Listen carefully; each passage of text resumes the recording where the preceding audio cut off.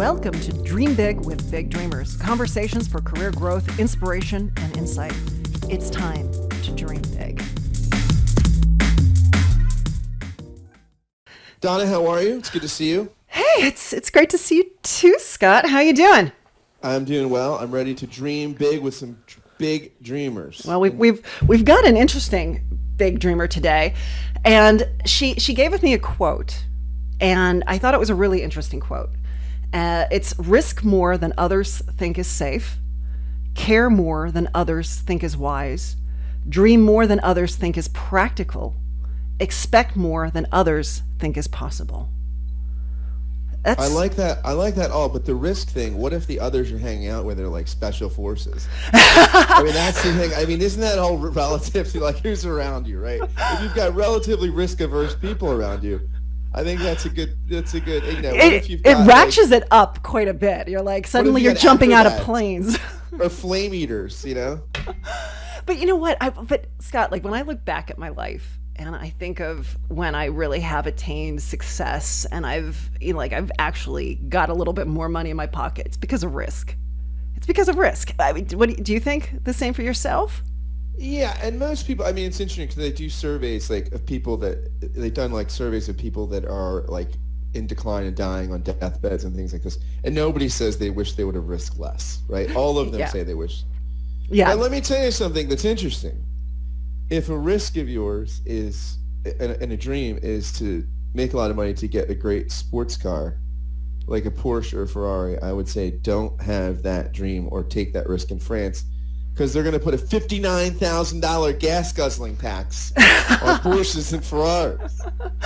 So you might lose all the money that you risked, that your risk rewarded you. $59,000. That's like more than the car. Is it? I mean, they have they have some cars that are like, more than most houses. Can you imagine if you had to pay $59,000 in taxes on a car? You know what? If I could afford a car that had that many taxes, it would be chump change. Not worried about it's chump change. Yeah, you're probably not worried. That's true. That's true. So, can you tell us a little something about our guest? Yes. Welcome her. Yeah, we've got Carol Schmekel with us today. She is a servant leader with over 35 years of healthcare experience in a variety of roles and settings. She's a nurse, a healthcare leader, teacher, consultant, an executive coach. She is currently the principal of Schmekel Coaching and Consulting. That's an executive coaching and healthcare consulting company, and it's dedicated to advancing healthcare professionals into extraordinarily successful, high-performing leaders. She's a guide working with others to discover their unique paths and perspectives to find insights and answers. She values honesty, integrity, discovery, experiences, growth, and truth. So, Carol, welcome so much to our podcast. And I've got to ask you, you were a nurse, you are now an executive coach. Was that a risk or a natural progression? I think it was a little of both. During my career as a nurse, obviously started out doing some coaching of patients to change behavior. And then as I moved into leadership, worked with current leaders and up-and-coming leaders, coaching them to be able to build different skill sets to be highly successful. I think the big risk was when I started my own company. So I had no safety net, but I just really believed that it was the right direction to go and had faith that I would get the work I needed to be able to support me and my family. But have you been doing the coaching alongside of work, or have you just been solely concentrated on the executive coaching? Well, when I was employed by health systems, I was doing both, and I had some clients that I had worked with at previous organizations that would continue to stay connected with me, and I would coach them as they were having challenges or considering transitions. But I've been doing solely executive coaching, more focused since the first of the year, but I've been doing that along with consulting for the last better part of 20 years. Yeah, it's a long time. It is a long time. I'm curious, in the healthcare system today, if you have access, good insurance and access to good facilities, people argue, we've got some of the best care in the world, and yet systemically we don't have the best care in the world, right? Like most industrialized nations, overall systemically, a lot of analysts seem to do better than us, right? So if you have good insurance here and you're in a certain income bracket, or you're on something like Medicaid or something, you tend to do well. But then we have this big group of people that seem to not get overall the kind of care that they get in other Western industrialized nations. Is that, do you find that true? And if so, like what are some of the causes for that? Well, I think that does happen sometimes, and I think some of the challenges is that our system is so complex, and we're a system that is willing to provide all care to everyone, where some of those other countries that you referred to, they make tough decisions about who's going to get what service. They sometimes have to wait to get that service. Where here we're used to, rolling up to the hospital and whatever we think we need is what we think we should get. And that makes things a little bit more challenging. And when you have something like the current pandemic, systems that already are strained a bit are just pushed to the max. And that makes things even more challenging to really be able to care for all patients that present. When does a person come to you? Like, when does a person say, I need an executive coach? Or does someone say, you need an executive coach? Is it like during these, like you said, like during these hard times when these hard decisions need to be made? Like when does that happen? Well, there's a few ways that someone can get an executive coach. In some organizations, it might be the person they report to that decides they need it. Maybe a health system that it's part of their culture, and as you move into an executive role and you're transitioning, you're assigned an executive coach. And then there are people who outside of their organizations will reach out to me when they're having challenging issues like currently what's going on, to really have someone else that is outside the organization that they can really think things through with and can kind of guide them along the way. As an executive coach, I don't tell people what to do, but I help them figure out what's the best solution for them. And sometimes it just takes facilitating, asking the right questions to get people moving in the right direction. But I think that where it starts is you have to have an agreement with what is the overall goal of the executive coaching. And then each session, have an agreement about what is it that is going to be the goal for this session. What would that look? What would that make for you?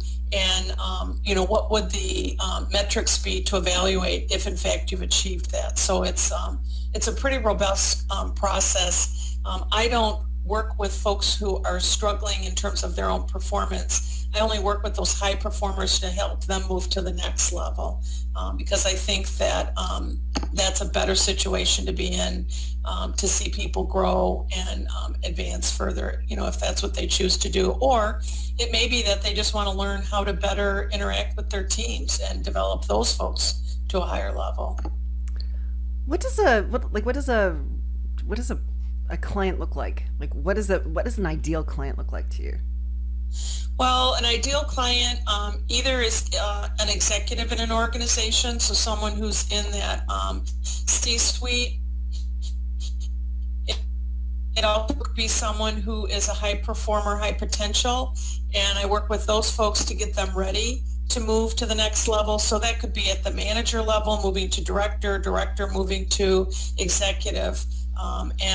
Those high potential, high performers, those are the typical people that the executive is going to identify, have me come in and do an evaluation, and then together we'll talk about whether or not I think they have the potential and what it's going to take to work with them to get them ready for that next position.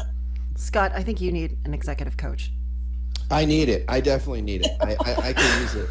I'm available. But I'll tell you that it's interesting that you're talking about working with the higher performance people, right? Because, there's an old adage in baseball, right? Which person do you want, if player you want to work with, they both get to first base at about the same speed. One's got perfect form, one's got bad form. So the idea is you want the person with the bad form, right? Because if they're at the same speed as the person with good form, if you correct their form, they're going to be even faster. I mean, do you find something like that true in coaching? Yes, I think so. I think if someone that would be someone that I would identify as a high potential. They have the potential, but they need to build the skills, refine the skills, and those folks I think are a lot of fun to work with because you really see them grow. Folks who are already performing at that level, yeah, they can improve, but you don't see the marked improvement that you will with someone who really needs a little guidance to kind of build the skills, whether it's understanding the business they're going to manage, whether it's how they interact with people, the politics, those kinds of things. And it's also sometimes working with them to get those self-defeating thoughts that they have out of their heads and replace them with more positive thoughts about their performance and their ability to move forward. What are some of the self-defeating thoughts and emotional myths that you most often come across? Well, I think frequently people, don't think they're good enough to advance, don't think they're as highly skilled as someone else they see in the organization. Sometimes, especially women, have gotten the message that, they are not in a position to keep moving all the way to the top. And so, you have to help them with looking at what is your skill set, what is the skill set required for the position, how do you get that skill set, and, help them not be held back by what they perceive to be limitations when in fact the reality is they're in their head, but they're really not there in the real world. I think that's not just executives. I think that's everybody, right? I mean, I think imposter syndrome is like right across the board. Everyone feels that. I would agree with you. Definitely. Yeah. It's not just executives. It is across the board. There's a story about the first guy. I can't remember his name now, but the first guy who broke like the 4-minute mile. He was African. I think he was from Kenya or something. And they asked, how is this possible? And somebody said, easily. He didn't have a European coach. So all the European coaches just thought it was impossible, right? Yes. And so his coach wasn't European, so they didn't have the same emotional myths and limitations. So all of a sudden things were blown up, right? The perceived limitations versus actual limitations wall was sort of torn down. Right. That's exactly what you need to do, is to help people. As Donna quoted, the quote that I really like, to get people to go beyond where they think is even possible for them. And it really is getting them to get that mindset around, I can achieve anything I want so long as I, put in the hard work, I do what's expected, I continue to grow, I bring other people along. So long as you can get folks thinking along that line, they can be highly successful. It reminds me of, I don't remember who said it. It was like some sort of special ops guy who said, when you're running and you're working and you think you're at 100%, you still have 40% more to go. It's like you have to expand beyond that. But how, like without, I guess you can't do that without a coach. You almost need someone to say, you haven't hit that wall. There's still 40% more that you can achieve.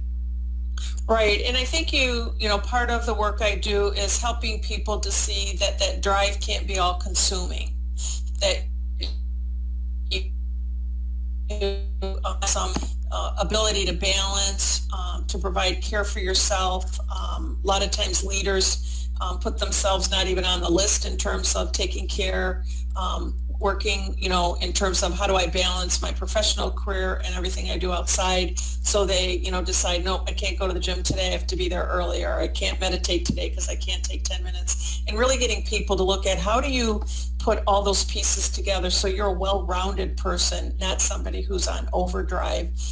And the folks around you look at you and their perception is no one can stay up with that person, let alone achieve what they have. Do you have someone that you turn to? I mean, do you have a mentor yourself, Carol? I've had a lot of coaches over the years. Although I focus on health care, I have a special niche for nursing leaders because historically they have not had access to executive coaches the way that other leaders have. And as I was advancing through my career, I had very few nursing leaders. They were mostly physicians who were coaches and mentors to me. I do have a personal coach. He has a pretty diverse background. Healthcare is certainly part of his background. And he is very good at getting me to see where I can go next, getting me to see where I might be, pushing too hard or not keeping what I say are my priorities straight. And so he's a great person to work. I think that you would find that many executive coaches, the ones that are highly successful, have their own coach also.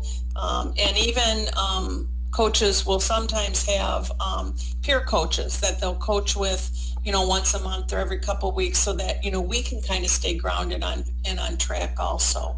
So yeah, everybody needs help. It's not unique to the role you're in. And as you, Scott, made a reference earlier, it is similar in terms of a parallel to coaches in sports. And I think that people who played sports better understand how, as a professional, you need a coach versus those that didn't sometimes see it as a negative when their, person they report to might suggest that they have a coach, like, oh my gosh, what's wrong with me? Am I doing something wrong? Where there's not an athlete alive who has ever played, amateur or professional, who would think their coach focusing on them and helping them build skills is a negative thing. I mean, it just doesn't work that way.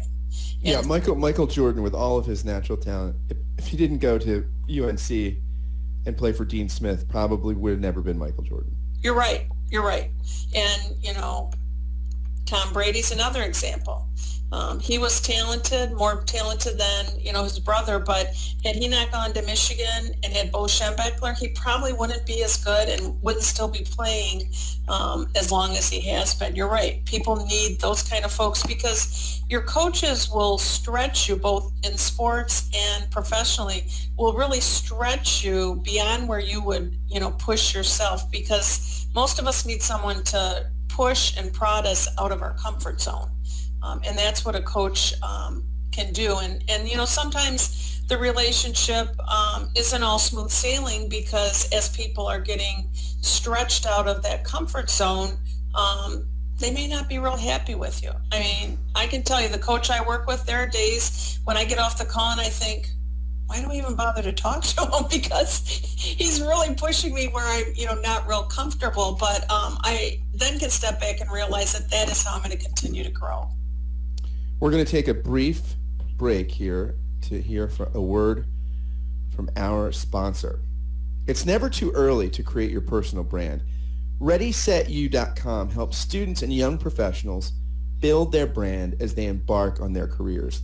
They develop compelling, customized resumes and LinkedIn profiles that will clearly identify who you are, what you have to offer, and what sets you apart. Employers may spend as little as 40 seconds looking at a resume or LinkedIn profile. So yours needs to stand out. Their writers will partner with you throughout the resume and LinkedIn profile process. At Ready Set You, we want to help you prepare to launch your career successfully and enter the job search with confidence. It's not just about finding a job. It's much more. It's about finding the right position for you to begin and launch your career. Their mission is simple. Help, encourage, inspire. They create your brand. You make the impact. Ready, set, you. Carol, I'm interested in your perspective on the pandemic right now, because numbers in places like, our numbers nationally on the rise.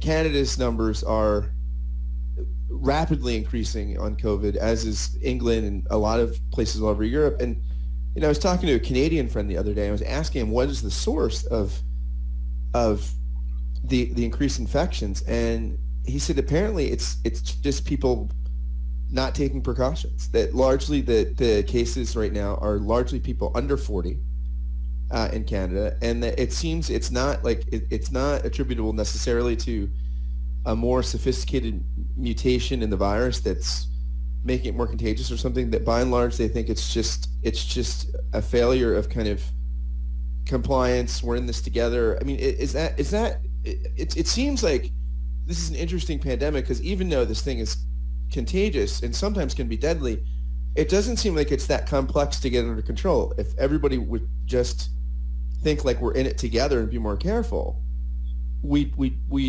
probably get this thing under control. But I mean, what is there a failure of group imagination that you think is keeping us from getting this, from dealing with this in ways that could really be saving more lives? Well, I think that a lot of people don't really think it's real, which is hard to believe when we've had over 210,000 souls here in the United States who aren't with us anymore. And, as Americans, we are so focused on our individual liberties. We have folks, tell you to wear a mask, keep your distance, wash your hands.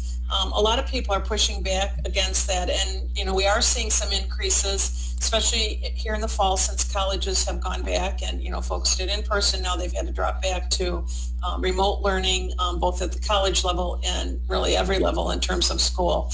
And I think that that's part of the issue. If we would have, first of all, known in January that this was a potential, because we already knew. Well, our government already knew that there was some issues over in China. If we would have gotten the information earlier, if people would have listened to the scientists and followed what the recommendations were, we certainly would have knocked this down much better than we are now. And, I struggle when I go outside my own home, which I've been limiting it, which I'm really not okay with, because you're very isolated, at people who, won't wear their mask, won't, give me space. And so it's very frustrating. And people who have spoken up have, had people hit them and say things that aren't very nice to them. And it's really unfortunate that somebody like Dr. Fauci, who clearly is our number one expert in this country, is not listened to and is marginalized. And himself is getting death threats. And our governors who have done the right thing also are getting death threats. The story from yesterday coming, having been born and raised in Michigan, I live in Atlanta now, that the governor there was a plot to, kidnap and kill her and, put bombs in the state building. It really seems like it is getting out of control, instead of people just stepping back, taking a deep breath and doing the right thing. We're told in other parts of our lives to do things. Those of us that are a little older, remember when we were told we had to wear seatbelts. People were not happy about having to wear seatbelts, but it saves lives. And in my mind, this is a similar thing, and I'm not sure what the solution is to really get people to follow the experts and the recommendations, because we're going to lose more people in the process, and we're going to overload our hospitals and put our healthcare workers at great risk also. You started your career as a nurse. Yes. Do you miss it, especially now? Do you kind of wish that you could go back, or are you kind of happy that you're not there right now? Well, I will tell you, at the beginning of this, I was really conflicted because I felt like, everyone was being called to, step up and help.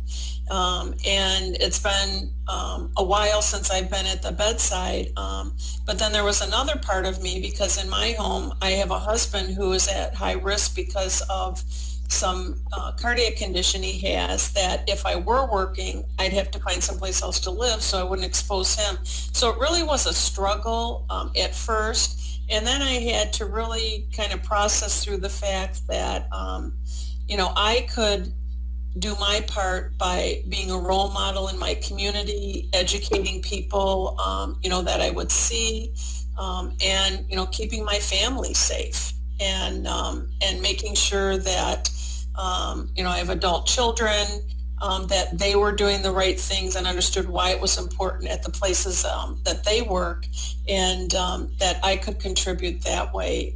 And I think you're also contributing as an executive coach to these nursing leaders as well. I mean, I think you're probably giving them a lot of support and assistance so they can continue to carry out their duties. Right, and it's not just nursing leaders. I have some folks that I'm coaching that are physician leaders that have had to work with their peers, as the nursing leaders have, to say we have to do things a little differently, which has impacted people's schedules, their home lives, and those are not easy conversations to have either. When you have folks who might have worked in a unit and now are reassigned to another unit, or you have people who have worked Monday through Friday and you're now saying, hey, you're going to have to come in Saturday and Sunday because we're going to have patients present then. This has had huge impact on their personal life. And I think the risk is, without having a coach who can help you maneuver through those challenging times, I think we have the potential that we will see much more compassion fatigue and burnout in our physicians and nurse leaders, as well as those at the bedside, because they are just stretched way too thin and are exhausted. You've said that your own sense of spirituality informs your work. Your own spiritual journey has informed that. How does that play into coaching? Because you're in a pretty diverse country where people come from all sorts of religious backgrounds and no religious backgrounds. I mean, how do you bring spirituality in a way that informs your work, but can accommodate people that come from different spiritual backgrounds? Well, my spiritual life impacts my work because I really, have been taught from very young, and then went to Catholic schooling as well as Lutheran schooling, and learned that we really have to accept everyone. I mean, we are all God's children, regardless of the color of our skin, our gender, our ethnic background, and we all have a lot more in common than in current times people are willing to acknowledge. And so that's really how I approach it, that I'm here to serve others, and by doing the executive coaching, I'm serving those leaders and potential leaders to be the best they can, and that's really consistent with my values and what spiritually I think is important. And my role isn't to convince people that their way may not be the right way. That is their way, and I have to accept it. And hopefully what they see is the light shining through me as I'm working with them, because that's really the most I can hope for. And you said that when your coaching methodology is that as a servant leader, and so I almost see that what you just said imbuing that so completely. Right. Yeah, I am here to serve others, and that is, whether it was when I was at the bedside as a nurse, as a leader in an organization, and now as an executive coach, that my mission in life is to serve others, and that really guides the way that I work with other people. Well, Carol, thanks for spending some time sharing about your own servant leadership model and how that intersects with healthcare and executive coaching. It's been really informative, and I'm really appreciative of it. Yeah, thank you. Oh, you're welcome. Thank you for having me. Thank you, Carol.